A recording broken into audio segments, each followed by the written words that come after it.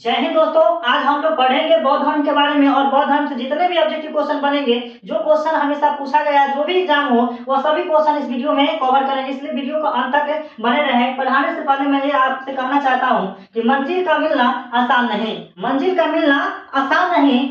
रास्ते क्या क्या छीन लेते हैं, रास्ते क्या क्या छीन लेते हैं, ये सिर्फ मुसाफिर ही जानता है, ये सिर्फ मुसाफिर ही जानता है। कहने का मतलब है आपका जो लक्ष्य होगा कि हमको बीपीएससी निकालना है, यूपीएससी निकालना है, या एसएससी जो भी हो, एडीओ हो, अगर लक्ष्य है कि हमको ये बनना है, तो आप जब पढ़ना स्टार्ट करेंगे या स्टार्ट करेंगे उस पर पढ़ने के लिए, तो आपको बहुत सारी परेशानियों को झेलना पड़ेगा, बहुत सारी परेशानियों को झेलना पड़ेगा। तो इसीलिए याद रखिएगा, जब तक हम परेशानियों को झेलेंगे नहीं, तब तक हमारा लक्ष्य जो है पूरा होगा नहीं। इसीलिए बोला गया है कि मंजिल का मिलना आसान नहीं, रास्ते क्या क्या छीन लेते हैं, ये सिर्फ मुसाफिर ही जानता है, सिर्फ मुसाफिर ही जानता है। तो चलिए स्टार्ट करते हैं हम लोग, देरी न करते हुए बौद्ध धर्म को। तो बौद्ध धर्म से रिलेटेड क्वेश्चन आपके सामने दिख रहा है, आपको हम पूरे बारीकी से समझाएंगे।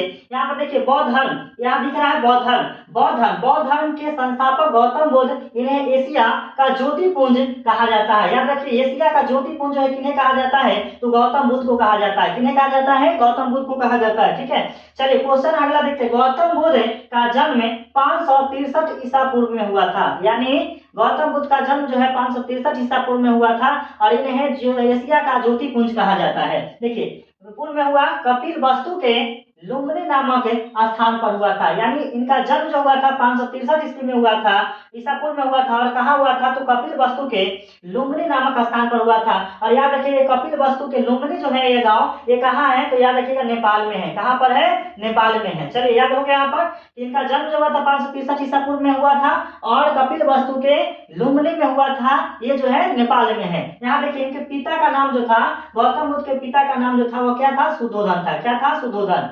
माता का नाम जो था, माता का नाम वो क्या था, महामाया था। क्या था, महामाया। सबसे दुखद बात यह है कि इनके माता के बारे में कुछ पॉइंट को देख लेते हैं, कभी कभी क्वेश्चन पूछ दिया जाता है। यहाँ देखिए इनकी माता की मृत्यु इनके जन्म के 7वें दिन ही हो गई थी। इनका लालन पालन इनकी सौतेली माँ प्रजापति गौतमी ने किया था। कहने का मतलब क्या हुआ कि इनका जो माँ है, अपना माँ जो थी, जिनका नाम था महामाया, इन गौतम बुद्ध के जन्म के मात्र 7 ही दिन के बाद इनका क्या हो गया, मृत्यु हो जाता है। इसीलिए इनके मृत्यु के कारण होने के बाद इनकी माता का, इनका जो था लालन पालन जो है किसको किए हैं, कौन की है, तो याद रखिएगा सौतेली माँ ये कौन थी, प्रजापति गौतमी थी। ठीक ना, इसने किया था। इनके बचपन का नाम क्या था, सिद्धार्थ था। याद रखिएगा गौतम बुद्ध के बचपन का नाम क्या था, सिद्धार्थ था। तो यहाँ तक हम लोग देखें कि पिता का नाम क्या है, तो सुद्धोधन। माता का नाम क्या था, तो महामाया था। लेकिन इनकी मृत्यु के कारण इनका लालन पालन जो की थी सौतेली माँ जो है प्रजापति गौतमी ने किया था। और बचपन का नाम क्या है, तो याद रखिएगा सिद्धार्थ है। चलिए हम लोग आगे चलते हैं। इसके बाद बचपन से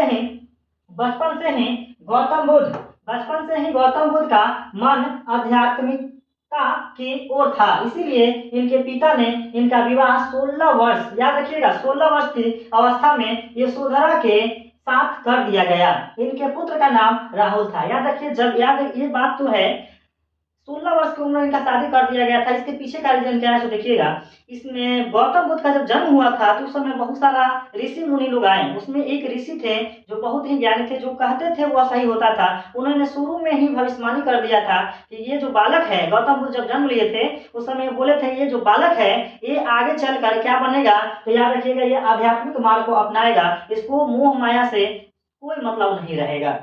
तो इस बात के लिए, और ये एक दिन घर परिवार को छोड़कर क्या हो जाएगा, चला जाएगा। तो गौतम बुद्ध के पिता जो थे वो बहुत राजा थे, और राजा जो है अपने बेटे को खो देंगे, ऐसा हो नहीं सकता। इसके लिए उन्होंने बहुत सारा इंतजाम किए, ऐसा कुछ किए जिससे गौतम बुद्ध जो है वह बाहर जा ही ना पाए। और इसीलिए इनको 16 वर्ष की उम्र में यशोधरा के साथ क्या कर दिया गया था, शादी कर दिया गया था, विवाह करवा दिया गया था। और इनके पुत्र का नाम था राहुल। और रास्ता का कांटा जो है ये गौतम बुद्ध राहुल को ही मानते हैं। चलिए देखिए आगे।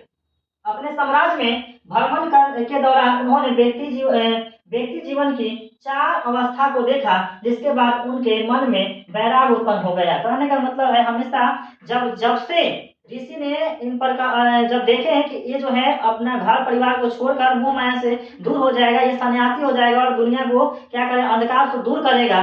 जब ऐसा भविष्यवाणी किया तो इनके पिता जो क्या थे, सुद्धोधन, उन्होंने ऐसा व्यवस्था किया कि ये कभी मतलब ऐसा ऐसा चीज रख दिए राजमहल में चारों तरफ से, ताकि वो सबसे दूर रहें। लेकिन फिर भी इनके मन की इच्छा हुआ विवाह के बाद कि हम जो है बाहर देखें, बाहर की दुनिया कैसा है। तो उन्होंने बाहर जो है घूमने के लिए गए। तो याद रखिए इन्होंने क्या दिया कि चार चार जो है दृश्य को देखा। किसने दृश्य को देखा था? चार दृश्य। ये चार दृश्य जो क्या है देखिए, याद रखें, बूढ़ा व्यक्ति को देखा, बीमार व्यक्ति को देखा, शव को देखा और सन्यासी को देखा। अब देखिए यहाँ पर कैसे देखे, तो देख लीजिए यहाँ पर आपको हमें पिक्चर के द्वारा बता रहे हैं। यहाँ दिख रहा होगा आपको, देखिए यहाँ पर देखिए, जब यह घर से निकले, याद रखिएगा घर से जब निकले तो इन्होंने चार दृश्य को देखा। कितने दृश्य को देखे हैं? तो याद रखिएगा चार दृश्य को देखा। पहला तो देखिए यहाँ पर, यहाँ देखिए चार दृश्य में पहला क्या देखे हैं? तो यहाँ देख रहे हैं बूढ़ा व्यक्ति है। तो इन्होंने, ये जो गौतम बुद्ध है, ये अपने सवारी से पूछ रहे हैं कि क्या ये अवस्था जो है हमें भी होगा, क्या मैं भी बूढ़ा हो सकता हूँ, क्या ये जो अवस्था है वो सभी का होगा? तो इन्होंने बोला कि हाँ, क्या मेरा भी होगा? तो इन्होंने बोला कि हाँ महाराज, आपका भी एक दिन आएगा कि आप भी एक दिन क्या होंगे? बूढ़ा होंगे। और याद रखिए इनके पिता जो थे, अंदर इस तरह से व्यवस्था कर दिया गया था कि कोई बूढ़ा नहीं दिखता था, सब हंसता खिलता लोग थे। कहीं से कोई समस्या की एक को प्रावधान को ऐसा नहीं था कि इनके सामने नजर आए। और इन्होंने जब बाहर निकला तो देखा कि अरे बूढ़ा व्यक्ति, क्या ये अवस्था में हमको भी होगा? ये सोचकर आश्चर्य हो गए। दूसरा अवस्था क्या देखिए यहाँ पर, देखिए जब थोड़ा सा आगे बढ़े तो उन्होंने क्या देखा? शव देखा। क्या देखा? शव। शव करने का मतलब एक मृत व्यक्ति को लेटाकर वह चार जो होता है, चार आदमी कंधे पर लेकर जा रहा था। तो इन्होंने कहा ये क्या है? इन्होंने बोला कि ये जो होता है दुनिया को अलविदा कह दिया। क्या कह दिया? अलविदा कह दिया। तो इसका मतलब कि हम भी, मेरा भी ऐसा समय आएगा कि हम भी मर जाएंगे। इन्होंने बोला कि हाँ, या ऐसा सबके साथ होता है। उसके बाद थोड़ा सा आगे बढ़े तो इन्होंने क्या देखा? तो याद रखिएगा, एक जो थे वह लाचार व्यक्ति को देखा। एक लाचार व्यक्ति को जो क्या थे? परेशान से, दुखों से परेशान थे, उसको देखा। अब उसके आगे देखा एक सन्यासी को देखा जो दुनिया के मोह माया से दूर होकर ये क्या कर रहे थे? तो याद रखिएगा दुनिया से मोह माया होकर ये अपने आप में लीन थे। तो इन्होंने अब क्या होता है कि इनका मन जो है अब विचलित हो गया और इन्होंने सोचा। क्या सोचा? तो देखिए, सांसारिक समस्याओं से बेहित होकर, याद रखिए सांसारिक समस्याओं से बेहित होकर सिद्धार्थ ने 29 वर्ष की अवस्था में गृह त्याग किया, जिसे बौद्ध धर्म में महाभिनिष्क्रमण कहा गया था। क्या कहा गया? महाभिनिष्क्रमण करना। कहने का मतलब कि जब देख के आए चारों दिवस को, तो इन्होंने क्या फैसला लिया कि हम अब जो है अपने सांसारिक समस्याओं से उग्र होकर अब हम क्या करेंगे? ये जो है ये गृह त्यागने का फैसला किया। और याद रखिए गृह त्याग कब किए थे? तो 29 वर्ष की अवस्था में किए थे। और यह गृह त्याग करने की जो घटना होता है उसी को हम लोग क्या बोलते हैं? याद रखिएगा महाभिनिष्क्रमण बोला जाता है। क्या बोला जाता है? महाभिनिष्क्रमण बोला जाता है। चलिए आगे देखते हैं। ज्ञान की खोज में बुद्ध इधर उधर भटक रहे, फिर इन्हें अलार कलाम, कौन? अलार कलाम मिले, जो इनके पहले गुरु बने। इन्होंने अलार कलाम से सांख्य दर्शन की शिक्षा ली। जब उन्होंने घर से अलविदा कह दिया 29 वर्ष की उम्र में, तो इन्होंने ज्ञान की प्राप्ति के लिए इधर उधर भटक रहे थे। इसी दौरान इनको इसका गौतम बुद्ध का प्रथम गुरु, ऐसा क्वेश्चन है प्रथम गुरु कौन थे? तो अलार कलाम। और इनसे इन्होंने क्या सीखा था? याद रखिएगा सांख्य दर्शन। तो सांख्य दर्शन की शिक्षा जो किनसे लिए थे गौतम बुद्ध? तो अलार कलाम से लिए थे, अलार कलाम से। और इनके प्रथम गुरु जो थे वो कौन थे? इसके बाद महात्मा बुद्ध ने अपने 5 मित्रों के साथ, याद रखिए कितने मित्रों के साथ? 5 मित्रों के साथ सारनाथ के वन में लगभग कई वर्षों तक कठोर तपस्या की। इसके बाद महात्मा बुद्ध ज्ञान की प्राप्ति के लिए गया चले गए। कहने का मतलब इन्होंने 5 मित्रों के साथ कठोर तपस्या किया, फिर भी वहां उनको संतुष्टि नहीं मिला, इसलिए वहां से छोड़कर ये कहाँ चल गए? तो याद रखिएगा ये ज्ञान प्राप्ति के लिए, वो महात्मा बुद्ध जो है ज्ञान प्राप्ति के लिए कहाँ चल गए? तो यहाँ पर क्वेश्चन है वहां से। इसके बाद महात्मा बुद्ध ज्ञान की प्राप्ति के लिए गया चल गए। कहाँ चल गए? गया चल गए। गया कहाँ पर है? तो याद रखिएगा बिहार में है। कठिन तपस्या के बाद 35 वर्ष की आयु में बैसाख की पूर्णिमा की रात निरंजना नदी के किनारे पीपल वृक्ष के नीचे सिद्धार्थ को ज्ञान की प्राप्ति हुआ। याद रखिएगा दोस्तों कि कठिन तपस्या, यानी कहने का मतलब 6 वर्ष तक कठिन तपस्या किए, तब जाकर इनको क्या हुआ कि ज्ञान की प्राप्ति हुआ। और 29 वर्ष में घर छोड़े थे और 35 हो गया, यानी इसका मतलब है 6 साल, यानी 6 वर्ष की कठिन तपस्या के बाद 35 वर्ष की आयु में वैशाख पूर्णिमा, कौन सा याद रखिएगा, ये पूरे स्टेटमेंट पूछा जाता है। वैशाख पूर्णिमा की रात निरंजन नदी, अब इसका नाम जो होता है फल्गु नदी भी कहा जाता है, फल्गु नदी, तो फल्गु नदी या निरंजन नदी के किनारे पीपल वृक्ष के, याद रखिए पीपल वृक्ष के नीचे इनको क्या हुआ, ज्ञान की प्राप्ति हुआ। ज्ञान प्राप्ति के बाद सिद्धार्थ बुद्ध के नाम से जाने लगे। इसको याद रखिएगा, सबसे शुरू में इनका बचपन का नाम सिद्धार्थ था, और सिद्धार्थ को जब ज्ञान की प्राप्ति हुआ तब से इनको बुद्ध के नाम से जाने लगा। और वह स्थान बोध गया था। जब ज्ञान की प्राप्ति हुआ वह जगह कौन था, बोध गया। बुद्ध ने अपना प्रथम उपदेश सारनाथ में दिए थे। कहाँ दिए थे, सारनाथ में दिया, जिससे बौद्ध ग्रंथों में धर्म चक्र प्रवर्तन कहा गया। क्या कहा गया, धर्म चक्र। गौतम बुद्ध को जब ज्ञान की प्राप्ति हुआ तो सबसे पहले जहाँ 5 मित्रों के पास गए और उन्हीं को इन्होंने क्या किया था, शिक्षा दिया था, जो सारनाथ में है। और सारनाथ में जो प्रथम शिक्षा दिया था उन्हीं को क्या कहा गया था, धर्म चक्र प्रवर्तन कहा गया है। और उन्होंने यह उपदेश पाली भाषा में दिया था। क्वेश्चन आ जाए, बौद्ध धर्म जो है वह किस भाषा में है, तो याद रखिएगा पाली भाषा में। कौन सा भाषा, पाली। नोट में है कि बुद्ध ने अपने सर्वाधिक उपदेश जो है कौशल देश की राजधानी श्रावस्ती में दिए थे। याद रखिएगा, क्वेश्चन बहुत इंपॉर्टेंट है कि इन्होंने सबसे ज्यादा जो उपदेश है वह कहाँ दिए थे, तो याद रखिएगा श्रावस्ती में दिए थे। कहाँ दिए थे, ज्ञान प्राप्ति के बाद ये क्या कहलाए, तो याद रखिएगा बुद्ध कहलाए थे। क्या कहलाए थे, बुद्ध। और देखिए यहाँ ज्ञान प्राप्ति के बाद इनका 4 सत्कथन, याद रखिए क्या है, 4 सत्कथन। क्या क्या बोले हैं, तो देखिए 4 सत्कथन है। पहला बोले थे कि संसार दुखों से भरा है। ये संसार जो है वह दुखों से भरा है। हर दुख का कोई ना कोई कारण है, और अगर किसी को दुख होता है तो उसका कोई ना कोई तो कारण रहता ही है। ये बात को कहे थे। सभी दुखों का सबसे बड़ा कारण जो है इच्छा है। इन्होंने कहा कि मनुष्य का सबसे, अगर दुखों का कारण सबसे ज्यादा कारण बनता है तो वो उसका इच्छा होता है। और 4 में बोला गया तो इच्छा पर नियंत्रण पाया जा सकता है। इच्छा पर नियंत्रण पाया जा सकता है। इस 4 कथन को बताए थे, सत्य है। और यहाँ पर है कि बौद्ध धर्म के त्रिरत्न कौन है, ये भी क्वेश्चन पूछा जाता है। बुद्ध धर्म के त्रिरत्न कौन कौन है, तो याद रखिएगा बौद्ध, संघ और धम्म।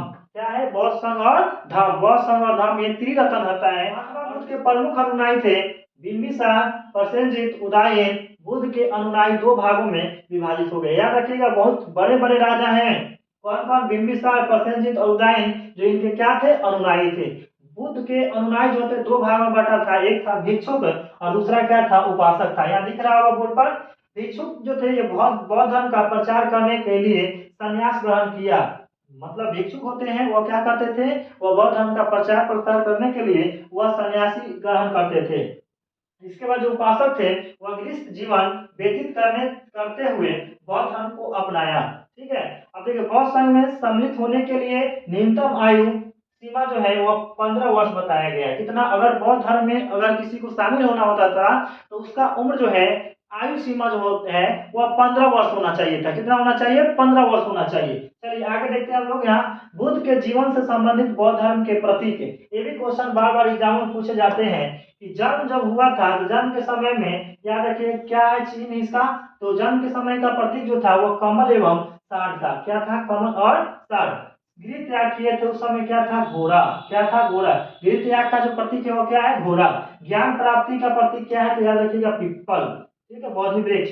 निर्वाण जब किए थे, निर्वाण, तो निर्वाण का चिन्ह क्या था, पद चिन्ह था। और मृत्यु के समय जो था, मृत्यु का जो था वह स्तूप था। क्या है, स्तूप।